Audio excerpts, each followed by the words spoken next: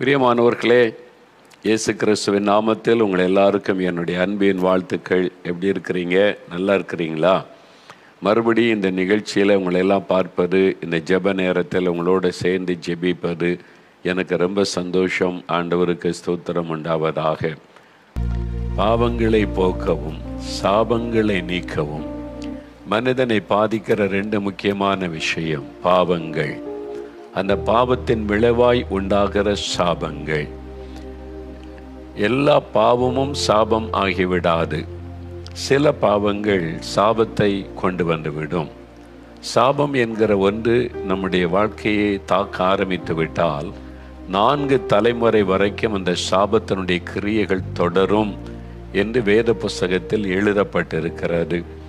சில பாவங்கள் தேவனை துக்கப்படுத்துகிற, அவமானப்படுத்துகிற பாவங்கள், சில மனிதரை காயப்படுத்தி வேதனைப்படுத்துகிற பாவங்கள், இரத்தம் சிந்துதலை உண்டு பண்ணுகிற பாவங்கள், அப்புறம் சமுதாயத்திலே பாதிப்பை உண்டாக்கி தான் மட்டும் வாழ்ந்திருப்பதற்கு மற்றவர்களை பாதிக்கிறபடி செய்யப்படுகிற சில பாவங்கள். இப்போ கலப்படம் பண்ணுறது, மக்கள் செத்த சாகட்டும், எனக்கு வருமானம் வேணும்னு சொல்லி துணிகரமாய் சாப்பாட்டு உணவுப் பொருட்களில் கூட கலப்படம் செய்கிற துணிகரமான வியாபாரிகள், அவங்கெல்லாம் சமுதாயத்திற்கு தீமை செய்கிற கொலைக்காரர்கள். அந்த குடும்பங்களில் சாபம் வரும், பணம் வரும், வசதி வரும், கூடவே சாபமும் வரும். அந்த பாதிப்பு உடனே தெரியாது. இதுதான் நிறைய பேருக்கு பிரச்சனை. சாபம் தாக்குன உடனே இதை பாதிப்பு வருதா? இல்லை, கொஞ்ச நாள் ஆகும். மனம் திரும்ப தேவன் வாய்ப்பு கொடுப்பார். எந்த ஒரு மனிதனை பாவம் செய்த உடனே இது சாபம் தண்டனைன்னு செய்வதில்லை. அவன் மனம் திரும்ப வாய்ப்பு கொடுப்பார். அதை செய்யாத பட்சத்தில் அந்த சாபம் அந்த சந்ததியை தொடர்ந்து பிள்ளைகளின் பிள்ளைகளுக்கெல்லாம் பாதிப்பை உண்டாக்கும். நிறைய வெளியில் பிரபலமாக தெரிகிற, சந்தோஷமாய் நடித்து கொண்டிருக்க நிறைய வீட்டுக்குள்ளே நுழைஞ்சு பார்த்தா தான் தெரியும் அந்த சாபத்தினுடைய பாதிப்பு. நிறைய பேர் இந்த பாவ சாபம் மாறதான் தான தர்மம் செஞ்சு பார்க்குறாங்க. பக்தியாக தியாகத்தோட தெய்வத்தை தேடி பார்க்குறாங்க. பரிகாரன்ற பேரில் செய்து பார்க்குறாங்க. ஒரு பணம் கொடுத்து பரிகாரம் பண்ண முடியாது. உங்களுடைய சொந்த முயற்சியினாலே சாபத்திலிருந்து விடுதலை பெற முடியாது. முதல்ல பாவத்தை உணர்ந்து மனம் திரும்பணும். அதன் பிறகு அதை மன்னிக்கிற ஆண்டவர் யார் என்பதை பார்த்து அவரிடத்தில் வர வேண்டும். நாமவே இதை செஞ்சால் மன்னிப்பு வந்துடும், அதை செஞ்சால் மன்னிப்பு வந்துடும். இதெல்லாம் நிறைய தவறான நம்பிக்கைகளை நிறைய பேர் விதைத்து விட்டார்கள். அதை நம்பி 40 வருஷமாக அலைந்து கொண்டிருப்பாங்க பாவ மன்னிப்புக்காக. ஆனால் இன்னும் விடுதலை இல்லை. அப்போ என்ன அர்த்தம்? சாகு வரைக்கும் விடுதலை இல்லை.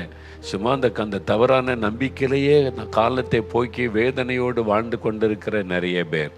ஆனால் உண்மையாக நம்முடைய பாவ சாபத்தை நீக்க இந்த உலகத்தில் வந்த ஒரு கடவுள் இயேசு கிறிஸ்து. அவர் கல்வாரி சிலுவையில் ரத்தம் சிந்தி மறித்து, ரத்தம் சிந்துதல் மூலமாகத்தான் பாவம் மன்னிப்பு, சாபத்திலிருந்து விடுதலை.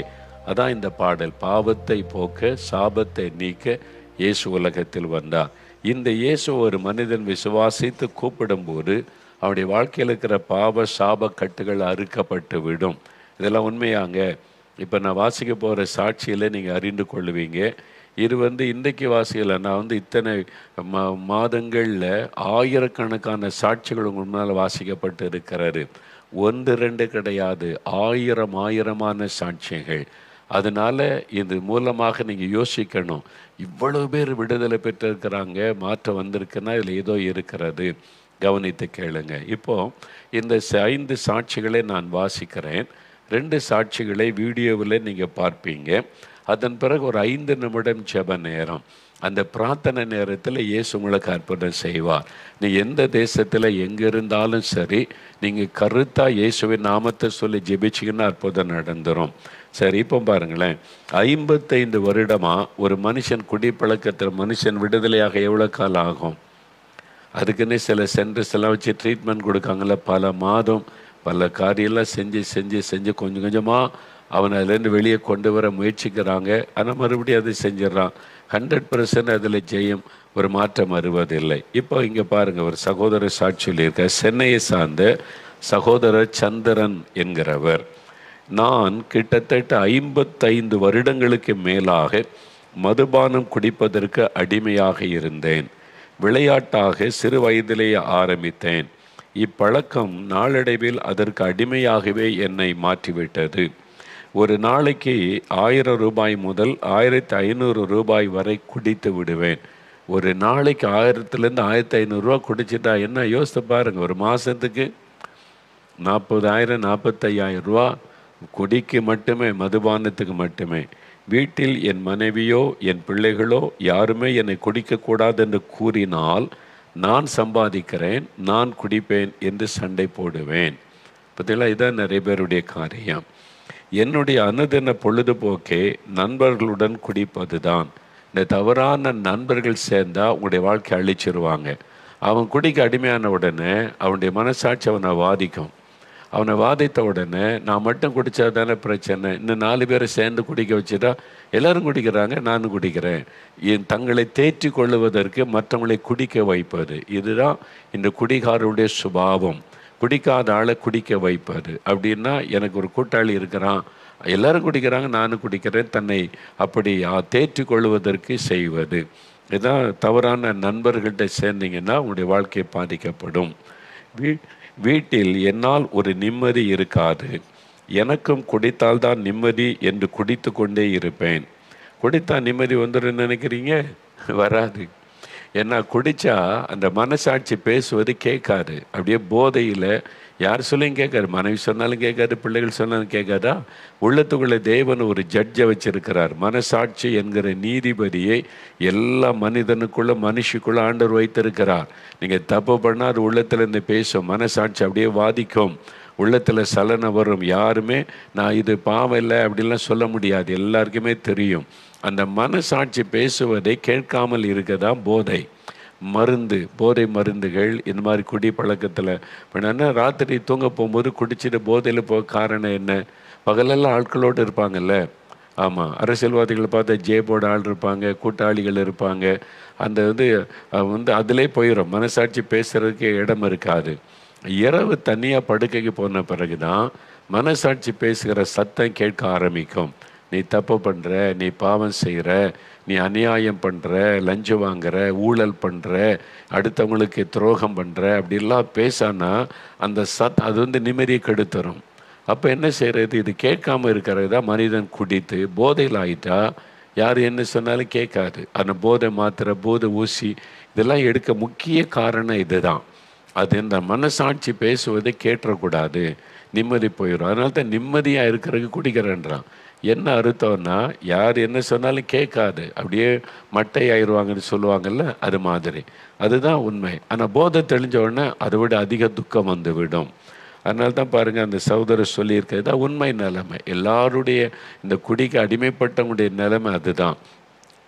எனக்கு நிம்மதி என்று குடித்து கொண்டே இருப்பேன். நான் குடிக்காமல் இருந்தால் பைத்தியம் பிடித்தது போல் இருக்கும். ஆலயத்திற்கு செல்லுவேன், ஆனால் இயேசுவை உண்மையாய் தேட மாட்டேன். கடமைக்கு எல்லாரும் கூப்பிட்றாருன்னு சர்ச்சில் போய் உட்கார்ந்துட்டு அப்படியே வருவது, இருதயத்தில் ஆண்டவரை தேடுவதில்லை. வீட்டில் அனைவரும் ஜெபிக்கலாமாக நிகழ்ச்சியை பார்ப்பார்கள். நானும் போதையில் தான் உட்கார்ந்து பார்ப்பேன், குடிச்சிட்டு போதையில் உட்கார்ந்து பார்ப்பேன். இதனால் எந்த ஜெபமும் என் மண்டையில் ஏறாது. பார்த்தீங்களா, குடிச்சா மண்டையில் எதுவும் ஏறாது, பேசுகிறதுல உள்ளத்துக்குள்ளே போகாது. அதுக்கு தான் மனசாட்சியை மடங்கடிப்பதற்கு தான் குடிக்கிறது பாருங்கள். ஆனால் இந்த வருடம் ஆகஸ்ட் மாத இறுதியில் ஒரு நாள் ஜெபிக்கலாமா நிகழ்ச்சியை பார்த்து கொண்டிருந்தேன். அப்பொழுது நீங்கள் குடிப்பழக்கத்திற்கு அடிமையானவர்கள் விடுதலையாக ஜெபிக்கும்போது, நல்ல கவனிங்க, குடிப்பழக்கத்துக்கு அடிமையானவங்க விடுதலையான்னு நம்ம ஜெபிக்கிறோம்ல, இந்த நிகழ்ச்சியில் எவ்வளோ ஜெபிக்கிறோம், அதனுடைய பலன் தான் நம்முடைய ஜெபத்துக்கு தேவன் பதில் கொடுத்து கொண்டிருக்கிறார் என்பது அந்த சாட்சி. அவரு சொல்றார் பாருங்க, குடிப்பழக்கத்துக்கு அடிமையானவர்கள் விடுதலையாக ஜெபிக்கும் போது நானும் என்னை அறியாமலேயே ஒப்பு கொடுத்து ஜெபித்தேன். இதுதான் ஆண்டவருடைய கிரியை, ஆண்டவருடைய தொடுதல். நம்முடைய ஜெபத்தை கேட்டு அந்த குடும்பத்தாரும் ஜெபிக்கிறாங்கள, மனைவி பிள்ளைகள், அந்த ஜெபத்தையும் கேட்டு ஆண்டவர் தொட்ட உடனே அவர்களுக்குள்ளே ஒரு உணர்வு வருகிறது. ஒப்பு கொடுத்து ஜெபித்தேன். ஜெபம் முடிந்ததுமே எனக்குள் ஒரு மாற்றம் வருவதை உணர்ந்தேன். பாருங்க, ஜெபிக்கணுன்ற எண்ணம் வருது. அவ்வளோ இயேசுவே பாவத்தை மன்னியும் குடிப்பழக்க விடுதலையாக ஜெபிக்கிறாங்க. உடனே ஒரு மாற்றம் வருவதை உணர்ந்தேன். பெரிய ஆச்சரியம், மறுநாளில் இருந்து எனக்கு மதுபானம் குடிக்க வேண்டும் என்ற எண்ணம் எனக்கு வரவில்லை. முதல்ல சிந்தனையில் தான் வரும். எந்த பாவமும் குடிக்கணுன்ற எண்ணங்க தோன்றி சரீரம் செயல்படும். பாவம் செய்யணும், லஞ்சம் வாங்கணும், ஊழல் பண்ணணும், இல்லை ஏமாற்றணுங்க தான் வரும். அந்த எண்ணத்தை மாற்றுகிறவர் இயேசு. அவரால் தான் முடியும். அதுதான் இயேசு கிறிஸ்துவின் ரத்தம் சகல பாவங்களை நீக்கி சுத்திகரிக்கும். பாருங்கள், அந்த எண்ணம் கூட வரவில்லை. அதன் மீது எனக்கு வெறுப்பு உண்டாயிற்று. 55 வருஷமாக விரும்பி விரும்பி குடித்து அது இல்லாமல் இருக்க முடியாத அந்த சகோதரன் இப்போ அதன் மீது வெறுப்பு வந்து விட்டது. எப்படிங்க முடியும்? இதுதாங்க இயேசு செய்கிற அற்புதம். நீங்கள் மந்திரவாதம் பண்ணி இதை மாற்ற முடியாது, தாயத்து கட்டி இதை பார்க்க முடியாது. நீங்கள் யோசித்து பாருங்களேன், அப்படி நடந்திருக்குதான்னே இல்லை. சும்மனால விதண்டவாதத்துக்கு சிலர் சொல்லுவாங்க. ரியலிஸ்ட்டுக்குள்ளே பாருங்கள். இது மாதிரி ஆயிரக்கணக்கான சாட்சிகளை நாம் இந்த நிகழ்ச்சியில் வாசித்திருக்கிறோம்ல. பாருங்கள், பெரிய ஒரு மாற்றம். மறுநாளில் இருந்தே மதுபானம் குடிக்க வேண்டும் என்ற எண்ணம் வரவில்லை. அதன் மீது வெறுப்பு உண்டாயிற்று. குடிப்பதற்கு என்னை என் நண்பர்கள் அனைவரும் வற்புறுத்தினார்கள். நான் குடிக்கவே இல்லை. சரிங்களா? ஏன்னா அந்த ஃப்ரெண்ட்ஸ் ஒருத்தர் குடிக்கலை, அது தப்புப்பா, அதை விட்டுட்டான்னா மற்றவங்களை பாதிக்க மனசாட்சி. அதனால தான் அவங்க குடிக்க வைக்கிற முயற்சிக்கிறது. அவங்களுக்கு தப்புன்னு தெரியும், நம்ம பண்ணிக்கிட்டு தப்புன்னு தெரிஞ்சோம் இன்னொருத்தனை ஏன் தப்பு பண்ண வைக்கிறாங்க அப்படின்னா, நம்ம மட்டும் குடித்து அவன் குடிக்காமல் இருந்தால் மனசாட்சி வாதிக்கும். எல்லாரையும் குடிக்க வச்சுட்டா இப்படி தான் லஞ்சம். ஒரு காலத்தில் 10% அரசாங்க அதிகாரிகள் லஞ்சம் வாங்கினாங்க. அவங்களதான் எல்லோரும் ஒரு மாதிரி பார்ப்பாங்க. அவன் பார்த்தான், எல்லாரையும் லஞ்சம் வாங்க வச்சுட்டா எல்லோரும் வாங்குறது தானே. இந்த மாதிரி எல்லாரையும் வாங்க வைக்கிறார். அரசியல்வாதிகள் ஊழல் பண்ணுறதில்ல, எல்லாரையும் ஊழல் பண்ண வச்சுட்டா. அதனால் ஆளுங்கட்சி எதிர்கட்சி எவரும் யோக்கியம் கிடையாது, எல்லாரும் ஊழல். எல்லாரும் இவங்க ஊழல்னு பேசுகிற மாதிரி அவன் அதிக ஊழல் செஞ்சு கொண்டு இருக்கிறான். ஊழலை நான் செய்யலை அப்படின்னு சொல்லக்கூடிய தைரியமாக சொல்லக்கூடிய ஒரு அரசியல்வாதி கூட பார்க்கறது கஷ்டம் இன்றைக்கு. ஏன்னா எல்லாரும் செய்யட்டும், அதுக்கு வழி உண்டாகி கொடுத்துரும். என்ன கொடுக்குறியா, எதிர்கட்சி அவனு கொஞ்சம் கொடுத்துக்க, அவனு கொஞ்சம் வாங்கிக்கிட்டோன்னா அப்போ என்னை இப்போ குறை சொல்ல மாட்டான், மனசாட்சியும் வாதிக்காது. இந்த நிலைமைக்கு உலகம் போய்விட்டது. நம்ம பாவம் செய்த எல்லாரையும் செய்ய வச்சுட்டா நம்ம சேஃப் மாதிரி. எல்லோரும் செய்கிறாங்க, நானும் செய்கிறேன். எல்லோரும் செய்கிறதுனால நீங்கள் செய்கிறது பரிசுத்தமாயிராது. பாவம்தான். மெஜாரிட்டி செய்தாலும் பாவம்தான்.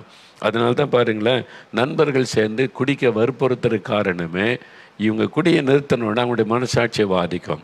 அவங்க நல்லவங்களாக இருந்தால் நானும் குடியை நிறுத்தணும்ப்பா, இப்படிப்பா நிறுத்தினேன், எனக்கு ஒரு கைடன்ஸ் கொடு, அந்த இயேசுகிட்ட ஜெபம்னு கேட்கணும். அதை விட்டுட்டு குடிக்க வைக்க முயற்சி பண்ணுறாங்க பார்த்தீங்களா? இந்த மாதிரி நண்பர்கள் அவங்க சுயநலவாதிகளும் அது மாதிரி மற்றவங்க பாதிக்கப்படுவதில் சந்தோஷம் காண்கிறவளுமா இருப்பாங்க. ஆனால் இந்த நண்பர்கள் அப்படி இல்லை. நீங்கள் வற்புறுத்தி பார்த்தாங்க, குடிக்கலன்னு விட்டுருப்பாங்க. நான் குடிக்கவே இல்லை, முற்றிலுமாக மறந்து விட்டேன். இப்பொழுது ஜெபிக்க வேண்டும், இயேசுவுக்காக வாழ வேண்டும் என்ற எண்ணமே எனக்குள் அதிகமாக இருக்கிறது. இதான் மைண்டு டிரான்ஸ்ஃபர்மேஷன். மனம் புதிதாகிறதுனாலே மறுரூபமாகுங்கள் அப்படின்னு பைபிள் எழுதியிருக்கல, ரோமரில். மனம் புதிதாகுது. இந்த மனதை புதிதாக்குவது இயேசுவால் தான் முடியும். நல்லது, இயேசு தான் இந்த அற்புதத்தை செய்ய முடியும். நீ எங்கே போய் என்ன வேணாலும் பண்ணிப்பார், எவ்வளோ பக்தியானாலும் செஞ்சுப்பார், மாறாது. 40 வருஷமாக உருண்டு பரண்டு பக்தியாக தான் இருக்கிற குடியை விட முடியலையே. நீங்களே யோசித்து பாருங்கள். அப்போது இதிலிருந்து விடுதலை கொடுக்கிற ஒரு ஆண்டவர் யார் என்பதை நீங்கள் யோசிக்கணும். இந்த சகோதரர் பாருங்கள், இப்போ அந்த எண்ணமே புதிதாய் மாறிவிட்டது. இப்போ அனுதினமும் நான் ஜெபிக்கிறேன், ஆலயத்திற்கு ஒழுங்காக செல்கிறேன்.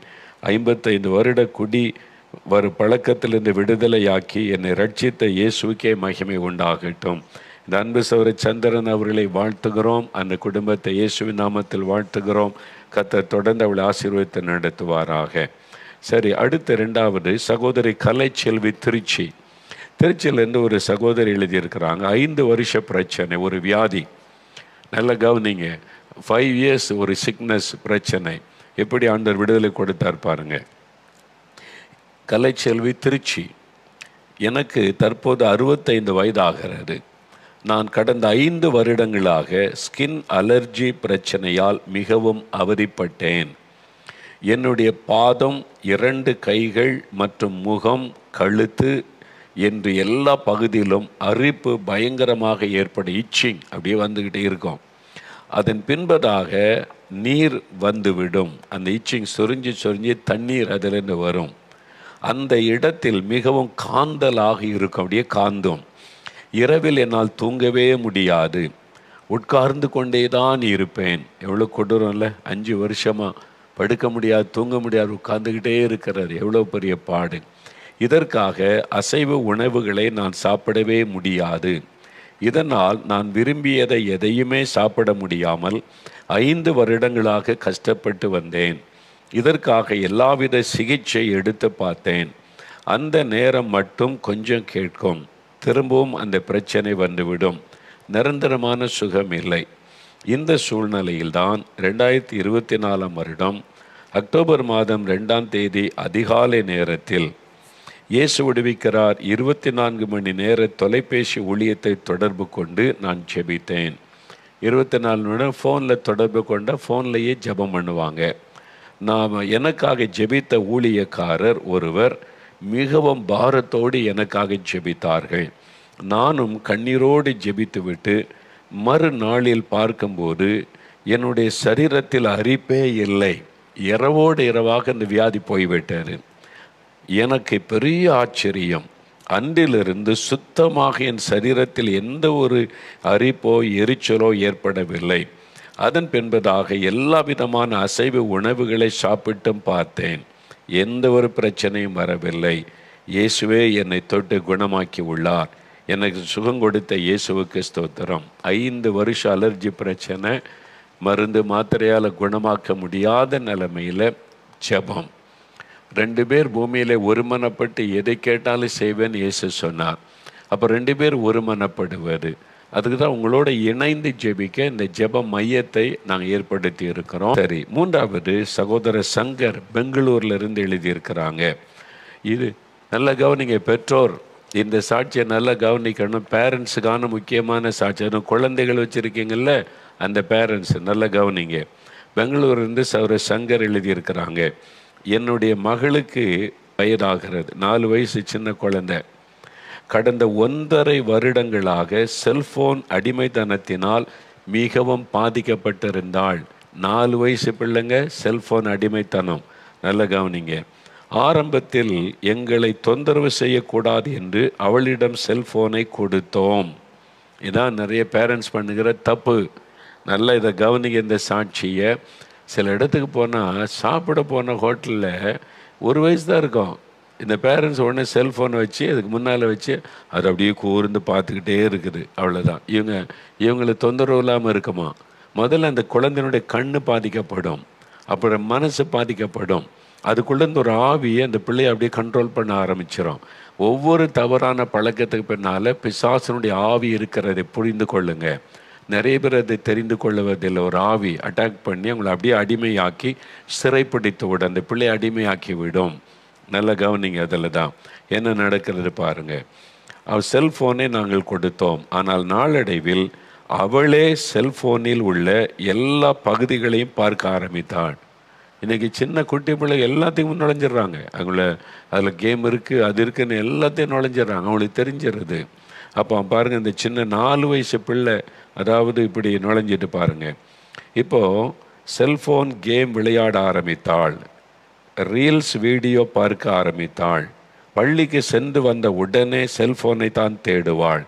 நாங்கள் ஏதாவது சொல்லி கொடுக்கவில்லை என்றால் எங்களிடம் சண்டை போட்டு அழுவாள். அவளுடைய செயல்பாடுகள் அனைத்தும் மாற ஆரம்பித்து விட்டது. பார்த்தீங்களா, 4 வயசில் சுபாவம் மாறும், குணங்கள் மாறும், எரிச்சல் வரும், கோபம் வரும். செல்ஃபோன் கொடுக்கலன்னா அவ்வளோதான், ஒரு கொலை வெறி கூட வந்துடும். அதுக்கு பின்னால் இருக்கிறது ஒரு ஆவி, அடிமைப்படுத்தும் ஆவி. அதனால தான் பாவம் செய்கிறவன் பிசாசினால் உண்டாயிருக்கிறான். 1 யோவான் 3:8 பைபிளில் இருக்குது. அதாவது அந்த பிசாசின் ஆவி அதுக்குள்ளேருந்து கிரியை செய்து மனிதர்களை அடிமையாக்கி விடும்.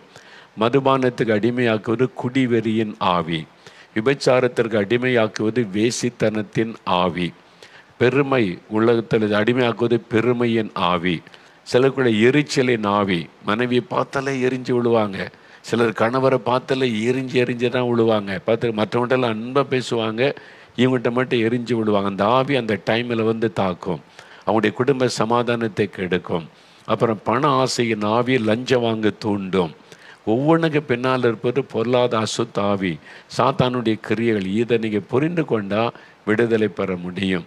நிறைய பேர் பேயாவது பிசாசாவதும்பாங்க. பேய் பிசாசுன்னு சொல்லலை, எல்லாத்துக்கும் பின்னால் இருப்பது சாத்தான் என்கிற ஒருவன் விரோதி கிரியை செய்கிறான். விதவிதமான ஆவிகள் இந்த உலகத்திலே கிரியை செய்கிறது. அந்த ஆவிகள் மனிதனை அடிமையாக்கி விடுகிறது.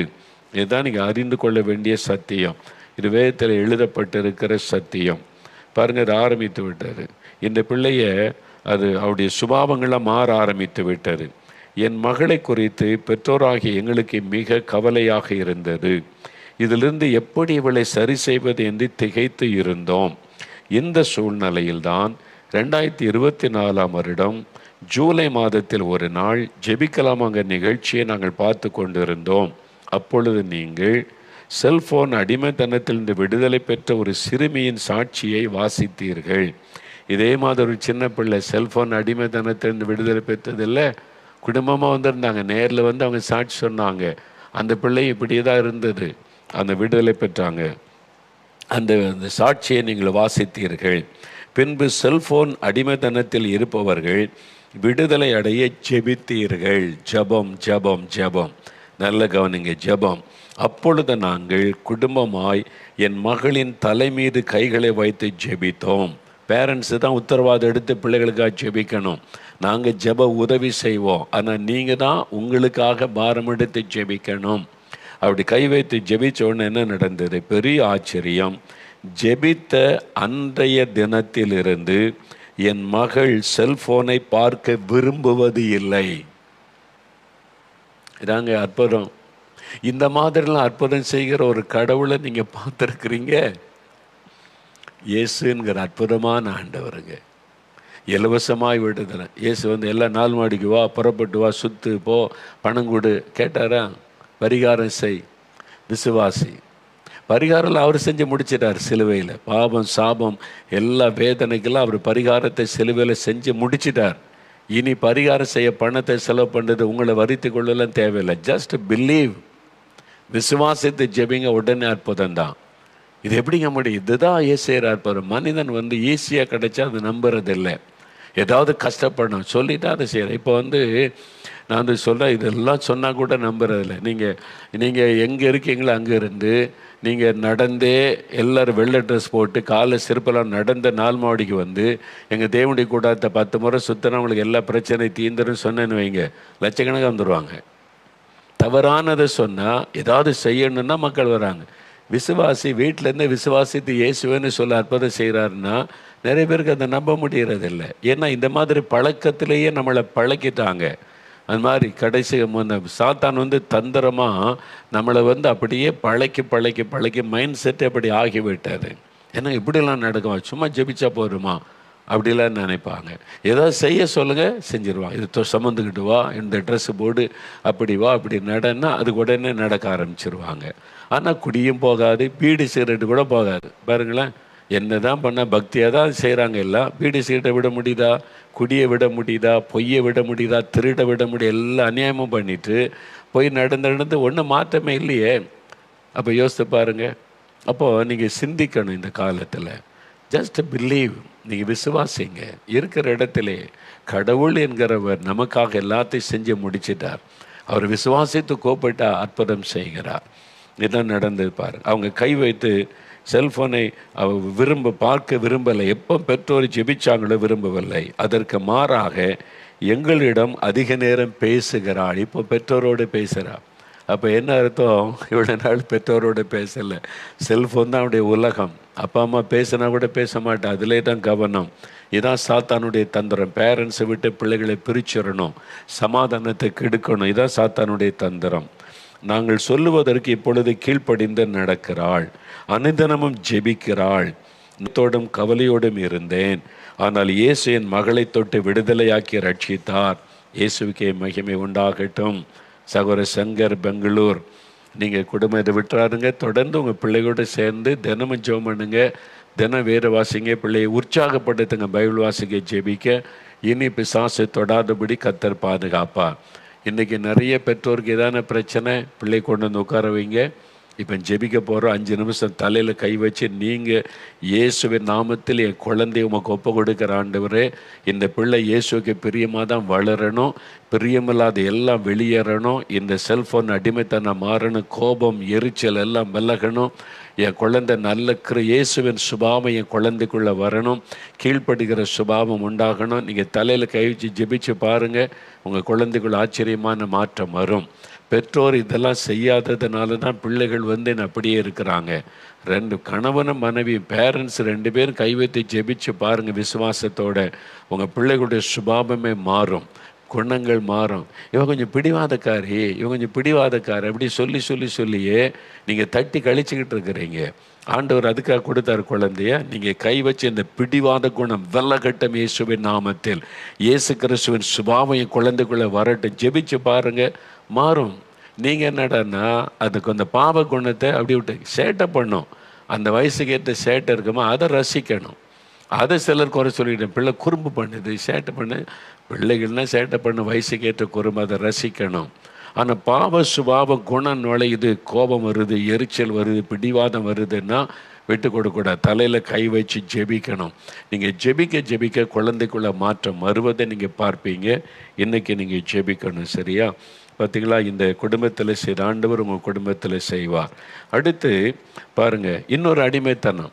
பார்த்தீங்களா? நான் சொன்னேன், ஒவ்வொரு பாவத்துக்கு பின்னால் மதுபானத்துக்கு பின்னால் பிசாசு இருக்கிறான், செல்ஃபோன் அடிமைத்தனம் பிசாசு அதில் இருக்கிறான், சீரியல். இப்போ நிறைய பேர் சீரியல் பார்க்குறாரு, அதில் காலையிலேருந்து படுக்க போகிற வரைக்கும் சீரியல். இது ஒரு பிசாசின் அடிமைத்தனம். உங்களுக்கு தெரியுமா? இந்த சீரியலை எல்லாரும் பார்க்கணும் என்பதற்கு மந்திரவாதம் பண்ணுறாங்க. தெரியுமா உங்களுக்கு? தெரியாதில்ல? நான் சொன்ன சில நம்ப மாட்டீங்க. இந்த சீரியலை எங்கள் டிவி சேனலில் பார்க்கணும், இந்த சீரியலை பார்க்கணுன்னு மந்திரவாதம் பண்ணுறாங்க. நீங்கள் ஒரு முறை அதை பார்க்க ஆரம்பிச்சிட்டிங்கன்னா அந்த ஆவி உங்களை கவிக்கொள்ளும். உங்களுக்குள்ள அதை பார்க்காம இருக்க முடியாது. திரும்ப பார்க்க சொல்லிக்கிட்டே இருக்கும். அதுக்கு பின்னால் இருப்பது ஒரு ஆவி. வெளியே தெரியாத, வெளியில் ஒரு பக்தியாக பூஜை போடுவாங்க, அவங்க மதத்தை கிறிஸ்தவங்க ஜெபிக்கிற மாதிரி அது மாதிரி செய்யும். ஆனால் வெளியே தெரியாத ஒரு ரகசியம் உங்களுக்கு சொல்கிற மந்திரவாதம் பண்ணி இந்த நிகழ்ச்சியை பார்க்குறவங்க எல்லாரும் எங்கள் டிவி சேனல் தான் பார்க்கணுன்னு மந்திரவாதம் செய்யப்படுகிறாரு. அதுக்குள்ளே ஆவி உங்களை தாக்கிறோம், உங்களுடைய மைண்டை பாதிச்சு கரெக்ட் பண்ணிடும். அப்புறம் உங்களால் அதுக்கு அடிமையாகிடுவீங்க. தெரியுமா? சில நீங்கள் பாருங்கள், அந்த குறிப்பிட்ட சேனல் விட்டு அவங்களால மாற்ற முடியாது. அந்த சீரியல் வந்தோன்னா உங்களுக்கு பைத்தியம் பிடிச்ச மாதிரி ஆயிரும். நீங்களே யோசித்து பாருங்கள், காரணம் என்ன? அதுக்கு பின்னாலுக்கு ஒரு ஆவி உங்களை அடிமையாக்கிட்டு நீங்கள் இப்போ அடிமைத்தனத்தில் இருக்கிறீங்க. அது ஒரு ஸ்பிரிச்சுவல் ஆவிக்குரிய ஒரு அடிமைத்தனம்.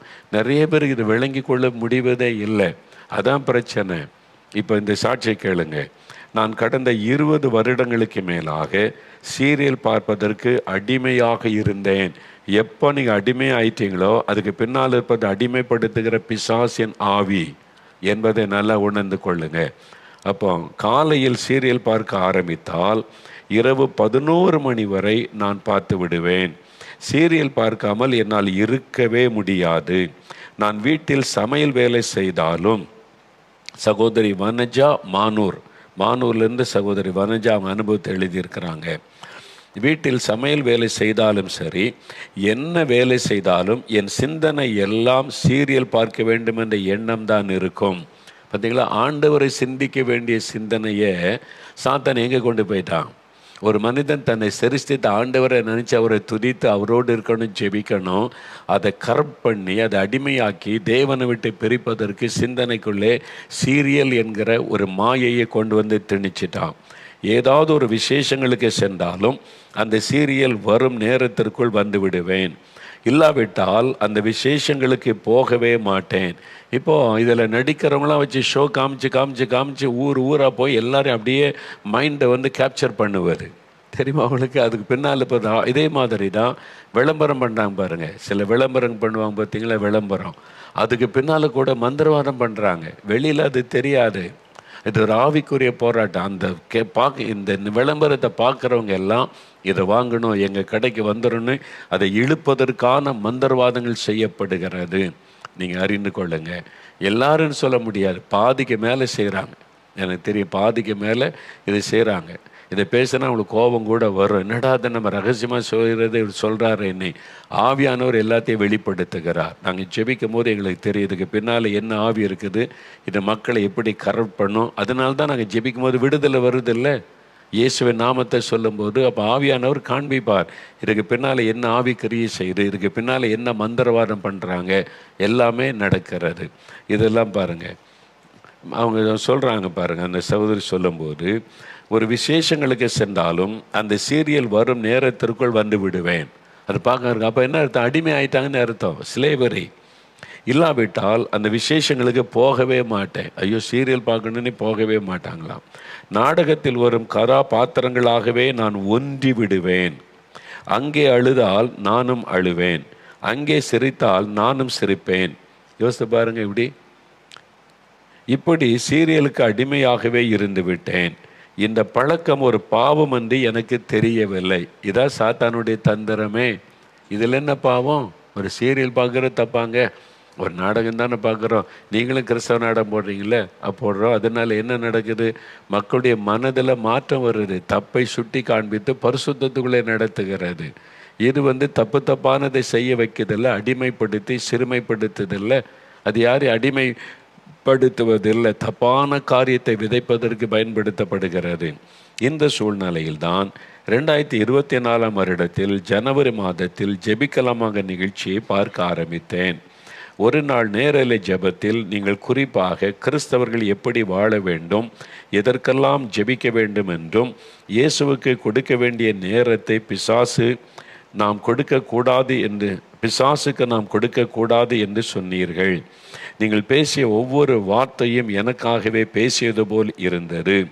அப்பொழுதுதான் நான் டிவி சீரியல் பார்த்து என் நேரத்தை வீணடித்து விட்டேனே என்று கலங்கி ஒப்பு கொடுத்து அழுது ஜெபித்தேன். பெரிய ஆச்சரியம், ஜெபித்த அன்றிலிருந்து டிவி சீரியலை பார்ப்பதை விட்டுவிட்டேன். 20 வருஷ அடிமைத்தனத்திலிருந்து ஒரே நாள் ஜெபத்தில் விடுதலை. நீங்கள் நல்ல அதான் அது பிசாசின் ஆவி, இது கர்த்தருடைய ஆவியானவர் விடுதலை தருகிறார், விடுதலை கொடுத்து விட்டார். ஏன்னா சீரியல் பார்க்கும் எண்ணமும் எனக்குள் வரவில்லை. இப்பொழுது நான் காலையிலும் இரவிலும் மற்றவர்களுக்காக, தேசத்திற்காக ஜெபிக்கிறேன். இந்த ஜெப நேரத்தெல்லாம் பிசாசு திருடிட்டான். இப்போ காலையிலும் ராத்திரி அவங்க ஜெபிக்கிறாங்க. பகலில் கிடைக்கிற நேரமெல்லாம் வேதம் வாசிக்கிறேன். இப்பொழுது நான் இயேசுவோடு வாழ்கிறேன். என் வாழ்க்கையை மாற்றி என்னை ரட்சித்த இயேசுவுக்கு மகிமை உண்டாவதாக. பாருங்க, இந்த சகோதரி தான் வனஜானி மானூர்ல இருந்து. நிறைய பேர் அடிமைத்தனத்தில் இருக்கிறீங்கல்ல, அவங்க அதை வச்சு ஏன் இந்த மந்திரவாதம் பண்ணி எல்லாரையும் பார்க்க வைக்கணும்? உங்களுக்கு தெரியாதா?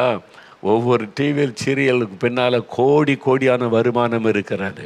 விளம்பரம் கொடுக்குறாங்கல்ல, குரோர்ஸ். ஒரு நாளைக்கு கோடிகள் சம்பாதிக்கிறாங்க, ஒரு நாளைக்கு பல கோடிகள். அதனால தான் அவ்வளவு செலவு பண்ணி பெரிய அதை மீட்டிங்லாம் வச்சு அந்த நடிக்கிறவங்களாம் கொண்டு வந்து பேச வச்சு மக்களை கவர் பண்ணி அப்படியே அடிமையாக்குவார். சினிமாவுக்கு பின்னால் அந்த ஆவி. அதனால தான் பாட்டு ரிலீஸ் பண்ணுறேன்னு ஒரு கூட்டம் வைக்கிறது, டிவியில் அது ஒளிபரப்புறது, அது மாதிரி எல்லாமே அதுக்கு பின்னால் இருக்கிற ஆவி மனிதர்கள் அப்படியே அடிமையாக்கி அதை வச்சு பணம் சம்பாதிப்பது தான் அவங்களுடைய நோக்கம். அவங்களுக்கு காசு வரணும் இல்லை, உங்கள்கிட்ட இருந்து காசை பிடுங்கணும் இல்லை.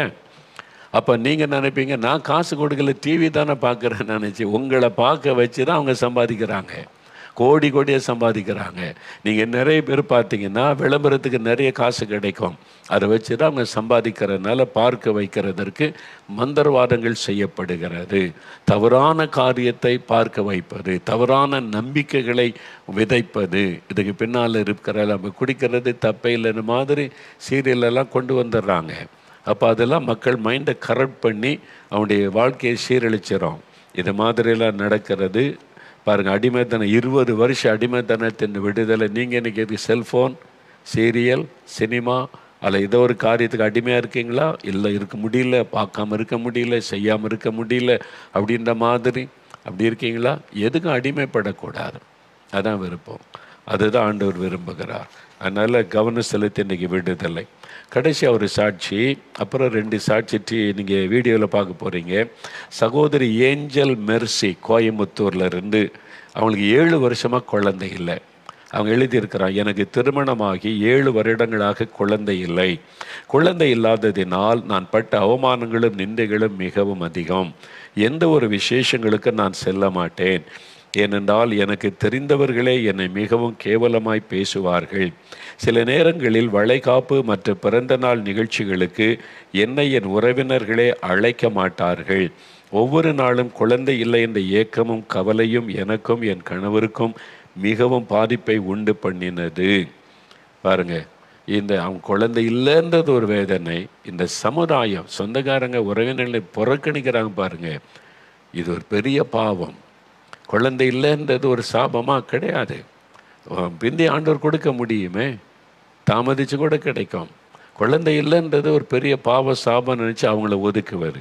கிறிஸ்தவங்களுக்கு சொல்கிறேன், ரட்சிக்கப்பட்ட ஆண்டோடைய பிள்ளைகள் உங்கள் வீட்டில் கல்யாணம் விருந்து இல்லை வச்சா குழந்தை இல்லாதவங்களை கூப்பிட்டு கனப்படுத்துங்க. நீ வந்து ஆசீர்வதிமான்னு சொல்லுங்கள். அவங்க மனதார ஆசீர்வதிப்பா. எனக்கு தான் குழந்தை இல்லை ஆண்டவர், இந்த குழந்தை ஆசீர்வதின்னு. அது அவங்களுக்கும் ஆசீர்வாதத்தை கொண்டு வரும். நீங்கள் அவங்கள கனப்படுத்துங்க. யார் என்ன வேணாலும் பேசட்டும். நீங்கள் கூப்பிட்டு வந்து, ஐயோ அவங்க வந்தால் சாபம். சாபம்லாம் கிடையாது. சாபம் பாவத்தினால தான் வரும். குழந்தை இல்லாதவங்க ஒருத்தர் வந்து பங்கு பெற்ற சாபம் வருமா? எங்கே சொன்னாங்க? எங்கே எழுதியிருக்க அப்படி பைபிளில்? கர்த்தருடைய பிள்ளைகள் இதை உடைக்கணும். இது பிசாசு.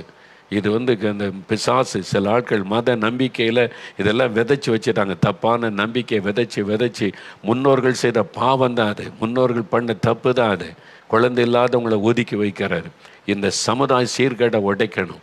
அதனால் நீங்கள் கர்த்தருடைய பிள்ளைகள், எனக்கு உங்களுடைய பிள்ளைகளுக்கு திருமணமாக அதுவும் நீங்கள் குழந்தை இல்லாத கூட்டிகிட்டு வந்து மேடையில் நிறுத்தி அவங்கள ப்ளஸ் பண்ண வைங்க, ஜெபிக்க வைங்க. நீங்கள் வந்து ஆசீர்வாதிமா, நீங்கள் என் பிள்ளை ஆசீர்வாதமாக இருக்குன்னு சொல்லுங்கள்.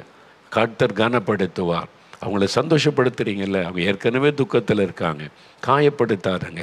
குழந்தை இல்லையா அப்படின்னு உங்களுக்கு குழந்தை இருக்குன்னு திமிர அவங்களுக்கு. அந்த திமிரலை நினைக்கிற உங்கள் குழந்தைய வச்சு உங்களுடைய கண்ணீர் வெடிக்க வச்சுருவார் ஆண்டவர். தயவுசெய்து அப்படி மற்றவங்களை காயப்படுத்தாருங்க. எத்தனை பேர் சொல்லும் போதெல்லாம் குழந்தை இல்லைன்றதுக்காக சமுதாயங்களை எவ்வளோ வேதனைப்படுத்திச்சுன்னு இன்னும் அது மாறலை. ஏன்னா வெளிநாடுகளெல்லாம் அப்படி கிடையாது. அமெரிக்கா அங்கெல்லாம் போனால் அப்படி யாரிப்பாங்க, அவங்கள ரொம்ப வரவேற்பாங்க, சந்தோஷப்படுத்துவாங்களே தவிர புறக்கணிக்க மாட்டாங்க. தமிழில் இந்தியாவில் தான் இந்த மோசமான நிலைமை. இதை யாரும் சொல்லி வச்ச தப்பான காரியம். அதெல்லாம் நம்பாதங்க. அவங்கள கூப்பிட்டு கனப்படுத்துங்க. அது உங்களுக்கு ஆசீர்வாதமாக இருக்கும். பாருங்கள், இவங்களை அற்பமாக பேசினாங்க. ஒவ்வொரு நாளும் குழந்தை இல்லை என்ற ஏக்கமும் கவலையும் எனக்கும் என் கணவருக்கும் பாதிப்பை உண்டு பண்ணினார். சிறு பிள்ளைகளை பார்த்தாலே அதிகமாக ஏக்கமாக இருக்கும். குழந்தை இல்லாத காரணத்தினால் நானும் என் கணவரும் பிரிந்து போக வேண்டும் என்ற நிலைக்கு கூட வந்து விட்டோம். எவ்வளோ ஒரு வேதனை இல்லை, குழந்தை இல்லைன்ற ஒரு விஷயம். இந்த நிலையில் கடந்த நவம்பர் மாதம் தேவனுடைய கூடாரத்தில் நடந்த திறப்பின் வாசல் ஜெபத்தில் நானும் என் கணவர் வந்து கலந்து கொண்டோம். சகோதரர் மோகன் சிலாசரஸ் அவர்கள் கடைசி ஜெப வேளையில் குழந்தை இல்லாதவர்களுக்காக ஜெபிக்கும் போது நாங்களும் எங்களை அர்ப்பணித்து, இயேசுவே எங்களுக்கு குழந்தை பாக்கியம் தாரும் என்று கண்ணீரோடு ஜெபித்தோம். அதன் பின்பதாக 2024 வருடம் ஜனவரி மாதத்தில் கர்த்தரின் கர்ப்பத்தை ஆசீர்வதித்தார். கண்ணீரோடு ஜெபிச்சாங்க, உடனே ஆசீர்வதிச்சிட்டார்.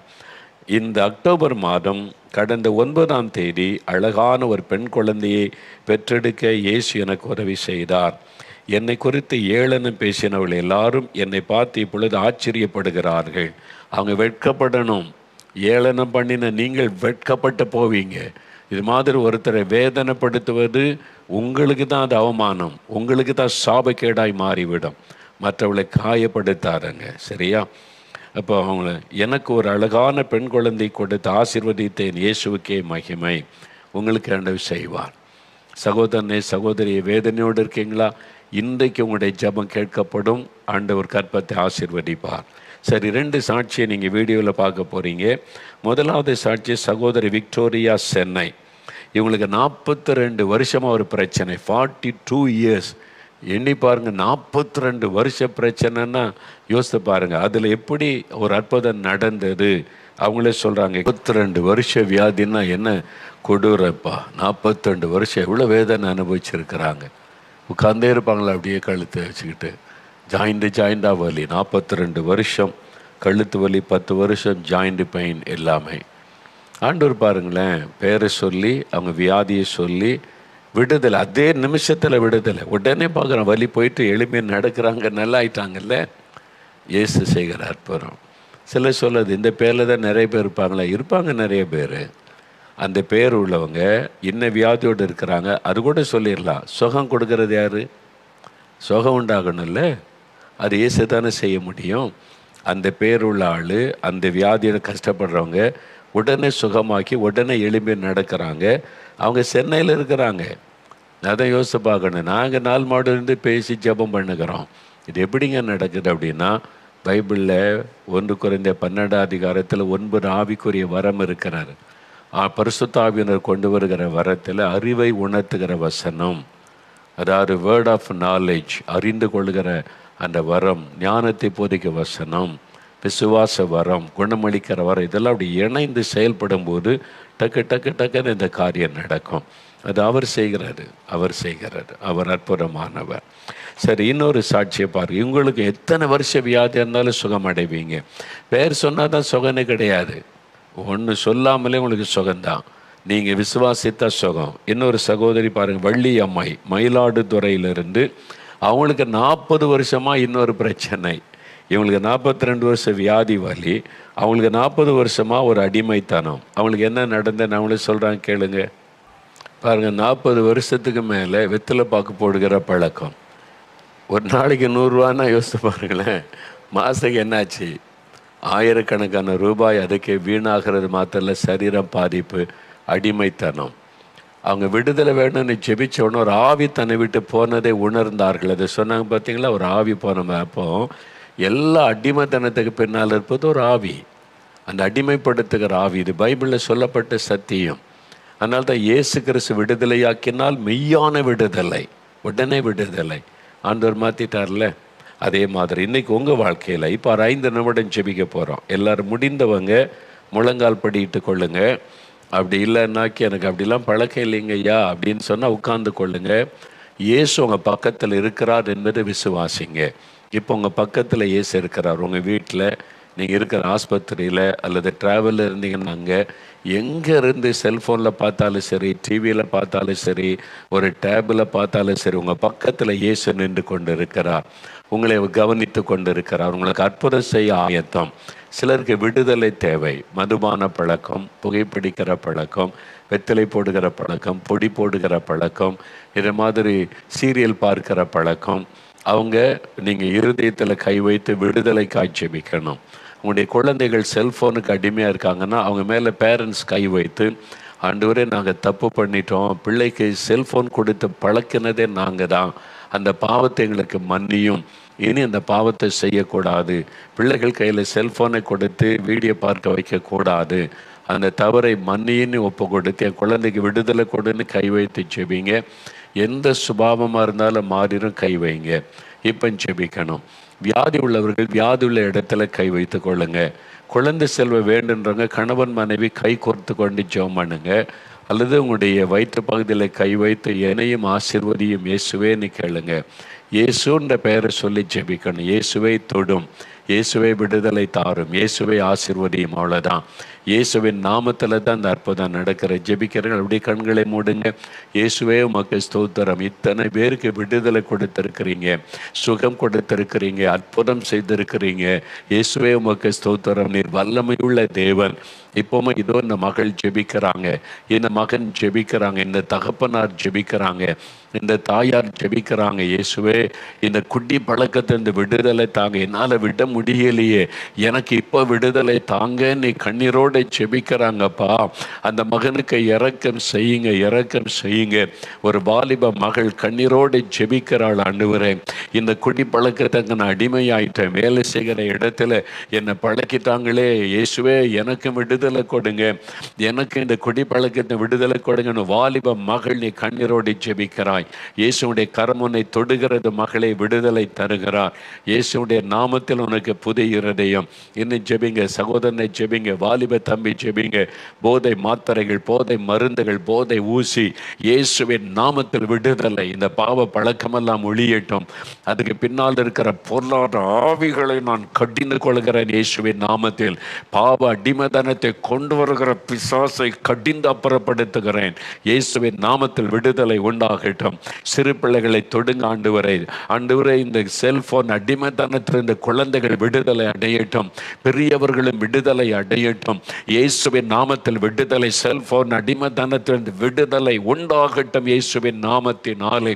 அந்த பொருளாதார ஆவியை கடிந்து கொள்கிறேன். சீரியல் அடிமைத்தனம், என்னென்ன பாவ பழக்கங்கள் அடிமைத்தனத்தில் வைத்திருக்கிற ஆவிகளை நான் கடிந்து கொள்கிறேன் இயேசுவின் நாமத்தின். மந்திரவாதங்கள், பில்லி சூனிய கிரியைகள் எரியட்டும். மக்களை அடிமைப்படுத்தும்படி செய்யப்படுகிற எல்லா மந்திரவாத வல்லமைகளை நான் சபித்தாப்புறப்படுத்துகிறேன். அந்த கிரியைகள் எல்லாம் அழிக்கப்பட்டு போகட்டும்.